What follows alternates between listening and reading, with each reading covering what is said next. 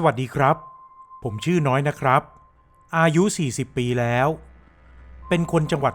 101และมีอาชีพเป็นผู้รับเหมาก่อสร้างประสบการณ์ขนหัวลุกที่ผมจะเล่าในวันนี้เป็นเหตุการณ์ครั้งหนึ่งที่ผมไปรับเหมาสร้างบ้านให้กับชาวบ้านที่อยู่อีกหมู่บ้านหนึ่งซึ่งอันที่จริงเรื่องนี้มันก็ผ่านมาแล้วเกือบ10ปีแต่ว่าผมยังจำฝังใจอยู่เลยครับผมจำได้แม่นเลยว่างานนี้ลูกค้าของผมสมมุติว่าแกชื่อปนิดนะครับแกเป็นคนอีกหมู่บ้านหนึ่งได้จ้างผมไปสร้างบ้านให้ผมก็พาลูกน้องไป3คนมีไอ้เจมส์ไอ้แดงและณเทิดก่อนที่จะสร้างบ้านใหม่ก็ต้องทุบบ้านหลังเก่าทิ้งก่อนและในช่วงที่เรากำลังทุบบ้านกันอยู่นี่แหละครับผมก็มักจะได้ยินเสียงผู้หญิงร้องไห้ดังแว่วมากับสายลมแต่พอมองดูรอบๆก็ไม่เจอใครบ้านข้างๆก็ปิดสนิทไม่มีใครอยู่ผมได้ยินอย่างนี้อยู่หลายวันจนคิดว่าตัวเองเมาแดดไปด้วยซ้ำพอถึงอีกวันที่ยังได้ยินเสียงผู้หญิงร้องไห้อีกคราวนี้ผมเลยถามลูกน้องว่ามีใครได้ยินเหมือนกันหรือเปล่าแต่ทุกคนกลับบอกว่าไม่ได้ยินคงโดนเมียเล่นมาหนักละสิพี่ไปเช็คหูดูบ้างนะไอ้เจมมันแซวเล่นขำๆแต่ผมไม่ขำด้วยไม่ใช่ว่าโกรธมันหรอกนะครับแต่ผมมั่นใจว่าผมได้ยินเสียงผู้หญิงร้องไห้จริงๆยิ่งตอนที่เป็นเด็กผมก็เคยมีเซนส์เกี่ยวกับเรื่องลี้ลับอยู่ด้วยเพียงแต่พอโตขึ้นเป็นผู้ใหญ่ก็ไม่ค่อยได้สัมผัสถึงอะไรแล้ววันสุดท้ายหลังจากที่รื้อบ้านลงหมดเรียบร้อยนั่นเองผมก็รู้แล้วว่าต้นต่อของเสียงผู้หญิงนั้นมาจากไหนเย็นวันนั้นเราได้นั่งกงเหล้ากันผมเกิดปวดฉี่ขึ้นมาจึงเดินไปเข้าห้องน้ำที่อยู่ติดกับรั้วหลังบ้านพอฉี่เสร็จแล้วออกมาหูก็ได้ยินเสียงผู้หญิงร้องไห้แว่วมาเบาๆอีกผมหันมองรอบตัวก็ไม่เจอใครหรือมีผู้หญิงอยู่แถวนั้นเลยสักคนแต่สิ่งที่เห็นและเอะใจขึ้นมาก็คือแท้งน้ำมันเป็นแท้งปูนสูงประมาณ2 เมตรที่ปิดสนิทด้วยฝาปูนผมมั่นใจว่าได้ยินเสียงมาจากตรงนั้นแหละครับผมจึงเดินเข้าไปฟังใกล้ๆคราวนี้ผมได้ยินเสียงผู้หญิงร้องไห้ดังออกมาจากแท้งน้ำอย่างชัดหูเลยจึงถามออกไปใครอะติดอยู่ข้างในเหรอเสียงนั้นเงียบไปอึดใจหนึ่งแล้วก็ดังขึ้นมาอีกพี่ได้ยินเหรอช่วยหนูด้วยจังหวะนี้แหละได้มีลมโชยลอดใต้ฝาแท้งออกมาเบาๆพร้อมกับกลิ่นเหม็นเน่าแต่ผมไม่ได้เอะใจอะไรแล้วถามกลับไปยังไงเนี่ยน้องเข้าไปติดอยู่ในนั้นได้ยังไงเธอไม่ตอบครับแต่ถามกลับมาว่าผมชื่ออะไรพี่ชื่อน้อยครับและน้องล่ะชื่ออะไรชื่อฝนค่ะพี่ช่วยหนูหน่อยได้ไหมคะได้สิน้องเดี๋ยวพี่ไปตามลูกน้องมาช่วยกันเปิดฝาแท้งออกนะว่าแล้วผมก็กำลังจะเดินหันหลังออกมาเดี๋ยวพี่อยู่ก่อนเธอตะโกนออกมาดังกว่าเดิมอีกและคราวนี้มันก็มีลมพัดออกมาจากแท้งวูบหนึ่งพร้อมกับกลิ่นเหม็นเน่าคละคลุ้งไปหมดจนผมต้องดึงคอเสื้อขึ้นมาปิดจมูกเพราะทนกลิ่นไม่ไหวมันเป็นอะไรที่น่าประหลาดใจมากๆครับผมรอสักพักจนกลิ่นจางหายไปผมจึงถามเธอไปว่ามีอะไรพี่ไปช่วยลูกหนูทีอ้าวแล้วลูกของน้องเป็นอะไรล่ะผมถามไปอย่างงงพ่อมันจะมาเอาไปพี่ช่วยไปบอกป้าหนูทีๆฮะไปบอกใครนะป้าหนูค่ะชื่อป้านิดช่วยไปบอกให้แกเอาลูกหนูไปซ่อนทีป้านิดที่เป็นเจ้าของบ้านที่นี่เหรอใช่ค่ะพี่ต้องรีบไปนะคะพ่อเด็กจะมาแล้วเมื่อเป็นอย่างนั้นผมก็ตกลงว่าจะไปบอกป้านิดให้ทั้งที่ตอนนั้นก็ไม่ได้เข้าใจอะไรมากหรอกครับแต่พอรับปากไปเสียงเธอก็หายเงียบไปซะอย่างนั้นผมจึงหันหลังเดินกลับออกมาจากตรงนั้น พอเจอลูกน้องที่นั่งกินเหล้ากันอยู่พวกมันก็ถามผมว่าหายไปไหนมาผมจึงเล่าเรื่องที่เจอให้ฟังและบอกให้ไปช่วยกันเปิดฝาแท้งช่วยผู้หญิงที่ติดอยู่ข้างในออกมาทั้ง3 คนทำหน้าเหมือนไม่อยากจะเชื่อครับใครมันจะไปบ้าติดอยู่ในแท้งนั่นล่ะพี่อำกันเล่นหรือเปล่าเนี่ยไอ้เจมส์พูดโพล่งขึ้นมากูไม่ได้อำพวกมึงไปดูดิผมบอกอย่างจริงจังแต่ทั้ง3 คนก็ยังไม่เชื่ออีกผมจึงบอกไปว่าถ้าโกหกผมจะยอมเลี้ยงเหล้าก็ได้และเลี้ยงไม่อั้นเลยด้วยพอบอกอย่างนี้ทั้ง3 คนจึงยอมพากันเดินไปดูที่แท้งน้ำอย่างเฮฮาคงหวังว่าจะได้กินเหล้าฟรีนั่นแหละครับส่วนผมก็ควบมอเตอร์ไซค์ไปที่บ้านป้านิดที่อยู่ห่างไปอีก3 ซอยพอถึงบ้านของป้านิดผมก็เห็นว่าป้านิดกำลังล้างขวดนมเด็กอยู่ที่ก๊อกน้ำหน้าบ้านพอดีดูท่าว่าเรื่องที่น้องฝนคนที่ติดอยู่ในแท้งน้ำคนนั้นบอกมาน่าจะเป็นเรื่องจริงเข้าแล้วผมลงจากมอเตอร์ไซค์แล้วเดินเข้าไปหาป้านิดป้านิดครับมีน้องผู้หญิงคนหนึ่งที่ชื่อฝนบอกให้ผมมาหาป้านิดร้องฮะออกมาดังๆแล้วถามว่าฝนคนไหนก็ที่อยู่บ้านเก่านั่นนะครับผมเจอเธอติดอยู่ในแท้งน้ำเธอบอกว่าให้มาหาป้าเท่านั้นแหละป้านิดถึงกับเหวอและหน้าซีดไปเลยจังหวะนั้นไอ้เจมส์ไอ้แดงและณเทิดได้พากันขี่มอเตอร์ไซค์ตามมาที่บ้านป้านิดพอดีพอลงจากรถไอ้เจมส์ก็พูดขึ้นมาคนแรกพี่น้อยเว้ยพี่ต้องเลี้ยงเหล้าแล้วล่ะไม่เห็นมีใครอยู่ในแท้งเลยพี่ผมแทบไม่อยากเชื่อหูตัวเองเพราะมันเป็นไปไม่ได้หรอกครับแล้วไอ้เจมส์กับไอ้แดงที่เป็นคนปีนขึ้นไปเปิดฝาแท้งดูก็เล่าให้ฟังว่า2 คนช่วยกันใช้ไม้งัดฝาแท้งน้ำออก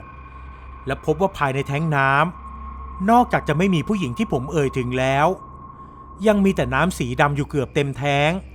ส่งกลิ่นเหม็นเน่าไปหมดให้ตายก็ไม่มีใครสามารถลงไปอยู่ในแท้งนั้นได้หรอกและถึงจะอยู่ได้ก็คงจะหนีออกมาคนเดียวไม่ได้เพราะขนาดผู้ชาย2 คนยังช่วยกันงัดฝาเปิดอย่างยากลำบากเลยผมอึ้งไปสักพักแล้วคิดว่าแล้วผู้หญิงที่ผมคุยด้วยล่ะเธอเป็นใครผมถามณเทิดอีกครั้งว่าจริงหรือเปล่าณเทิดก็ยืนยันว่าขึ้นไปดูแล้วเหมือนกันแต่ไม่มีใครอยู่ในแท้งนั้นจริงๆผมหันไปมองป้านิดด้วยอาการที่พูดอะไรไม่ออกแต่แล้วป้านิดก็ถามผมพี่น้อยได้คุยกับอีฝนที่นั่นจริงๆเหรอก็จริงสิป้าสาบานเลยป้านิดพยักหน้าอย่างเข้าใจก่อนจะพูดต่อแสดงว่าอีฝนมันยังเป็นห่วงลูกของมันอยู่หมายความว่ายังไงป้าเรื่องมันเป็นยังไงผมงงไปหมดแล้วป้านิดก็เฉลยว่าฝนหลานของแกนั้นได้เสียไปแล้วเมื่อเดือนก่อนนี้เอง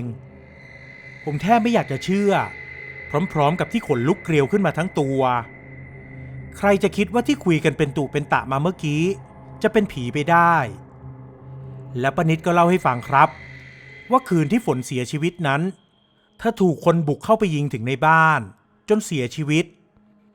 โชคดีที่คืนนั้นลูกของเธอมานอนที่บ้านป้านิดไม่อย่างนั้นคงไม่กล้าคิดว่าจะเกิดอะไรขึ้นกับเด็กไปด้วยและจากนั้นไม่เกิน1 อาทิตย์ตำรวจก็จับตัวคนร้ายได้เป็นชายแปลกหน้าที่ไม่มีใครรู้จักปรากฏว่ามันเอาศพของฝนไปทิ้งในแท้งน้ำหลังบ้านนี่เองตำรวจได้สันนิษฐานว่ามันถูกแฟนเก่าของฝนที่เพิ่งเลิกรากันไปไม่ถึงครึ่งปีจ้างวานให้มาฆ่าแต่ไม่มีหลักฐานเพียงพอและคนร้ายก็ไม่ยอมรับข้อกล่าวหานี้ด้วยตำรวจจึงทำได้แค่จับคนร้ายเข้าคุกไปเท่านั้นพอได้ฟังเรื่องนี้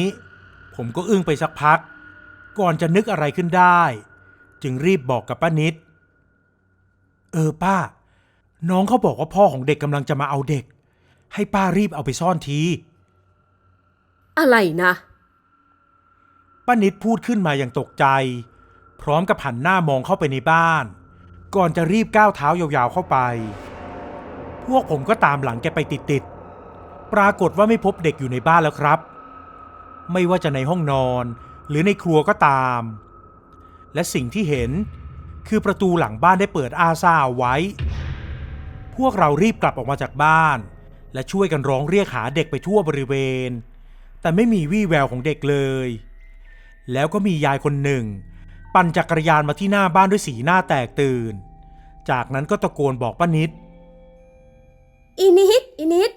ไอเสือมันเอาหลานมึงไปทางป่าท้ายหมู่บ้านแล้วมึงรีบตามไปเร็วไม่รอช้าพวกผม4 คนพร้อมกับป้านิดก็ขี่มอเตอร์ไซค์ไปทางท้ายหมู่บ้านโดยเร็ว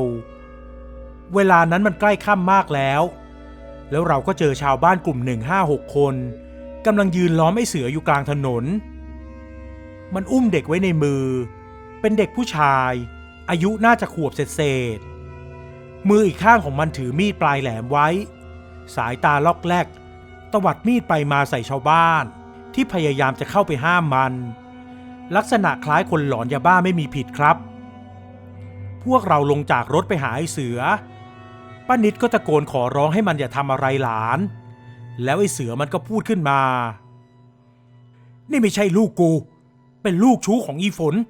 กูจะฆ่ามันทิ้งพูดจบชาวบ้านต่างตะโกนห้ามมันกันอย่างหวาดเสียวพวกมึงอย่าเข้ามากูทำจริงนะเว้ยว่าแล้วมันก็อุ้มเด็กถอยหลังหนีห่างออกไปช้าๆทำให้พวกผมไม่มีโอกาสจะเข้าถึงตัวมันเลยได้แต่ยืนดูเชิงไว้และรอจังหวะเหมาะๆแล้วพอไอ้เสือมันถอยไปถึง3 แยกก็เป็นจังหวะเดียวกับที่รถ6 ล้อวิ่งเลี้ยวเข้ามาจากแยกทางขวามันเลยอาศัยจังหวะนี้หันหน้าวิ่งหนีไปทางแยกทางซ้ายชาวบ้านกำลังจะตามแต่ก็ต้องพากันหลบรถที่วิ่งเข้ามาก่อนอย่างวุ่นวายจนปล่อยให้ไอ้เสือมันพาเด็กหนีไปได้แล้วพอไอ้เสือมันหนีไปสักไม่ถึง50 เมตรนี่แหละอยู่ๆมันก็ล้มหน้าขมำกลิ้งไปตามทางส่วนเด็กก็กลิ้งหายเข้าไปในพงหญ้าข้างทางพอได้โอกาสนี้พวกผม4 คนจึงรีบวิ่งตามไปอย่างไวก่อนที่ไอ้เสือมันจะลุกขึ้นแล้ววิ่งต่อไปโดยไม่สนใจเด็กแต่แล้วเรื่องไม่คาดฝันก็เกิดขึ้นมันทำให้พวกผม4 คนที่ตามไปต้องหยุดชะงักแทบจะพร้อมกันเพราะสิ่งที่ผมเห็นข้างหน้าก็คือมีผู้หญิงคนหนึ่งใส่ชุดขาวที่เปื้อนเลือดไปทั่วทั้งตัวผมยาวจนแทบถึงพื้นกำลังเกาะอยู่ที่หลังของไอ้เสือครับจากนั้นไอ้เสือที่ยังวิ่งไปไม่ถึงไหนอยู่ๆมันก็วิ่งเข้าไปกลางถนนตรงเข้าใส่รถกระบะที่วิ่งสวนมาพอดี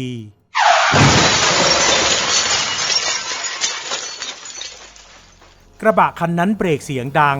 แล้วเลี้ยวหลบแต่ก็ยังชนไอ้เสือแบบเฉียดๆอยู่ดีทำให้ตัวของมันปลิวไปนอนกองอยู่ข้างทางขาหักผิดรูปอย่างน่าสยดสยองหมดสภาพที่จะลุกไปไหนได้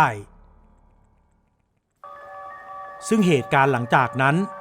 ป้านิดก็ไปตามเด็กกลับมาได้อย่างปลอดภัยและชาวบ้านก็เรียกตำรวจกับกู้ภัยมาช่วยไอ้เสือที่ยังไม่ตายแต่ขาหักทั้ง2 ข้างและภายหลังก็กลายเป็นคนพิการไปเบื้องหลังของเรื่องนี้แม่ของไอ้เสือเล่าให้ฟังว่าไอ้เสือมันติดยาและคงแค้นที่แฟนมันหรือว่าฝนแอบนอกใจไปคบชู้มันจึงเสพยาหนักและไปก่อเรื่องจนในที่สุดก็ได้รับกรรมอย่างที่เห็นส่วนประเด็นที่ว่าไอ้เสือมันได้ว่าจ้างฆ่าฝนหรือเปล่านั้นแม่ไอ้เสือเองก็ไม่รู้ด้วยเหมือนกันและไม่มีใครพิสูจน์ได้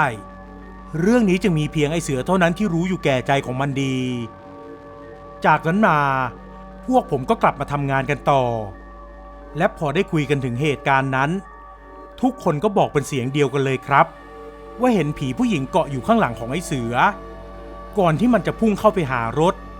พวกเราจึงพากันหยุดวิ่งตามนี่คงเป็นการเอาคืนจากผีน้องฝนก็ได้ครับแล้วเย็นวันแรกที่ไปสร้างบ้านนั่นแหละผมก็เห็นผีน้องฝนอีกครั้งเธอมาในชุดสีขาวเปื้อนเลือดยืนอยู่ข้างแท้งน้ำพนมมือไหว้ผมแล้วหายไปต่อหน้าต่อตาเธอคงมาขอบคุณพวกเราและผมก็หวังว่าเธอจะไปสู่ภพภูมิที่ดีต่อไปนะครับสุดท้ายก็ต้องขอบคุณที่ทำให้ผมเข้าใจถึงความรักของคนเป็นแม่ ว่าจะเป็นตายร้ายดียังไงแม่ก็ยังห่วงลูกเสมอและผมเองก็รู้สึกว่าหลังจากเหตุการณ์วันนั้นตัวผมเองก็รักลูกมากขึ้นกว่าเดิมอีกเยอะเลยครับ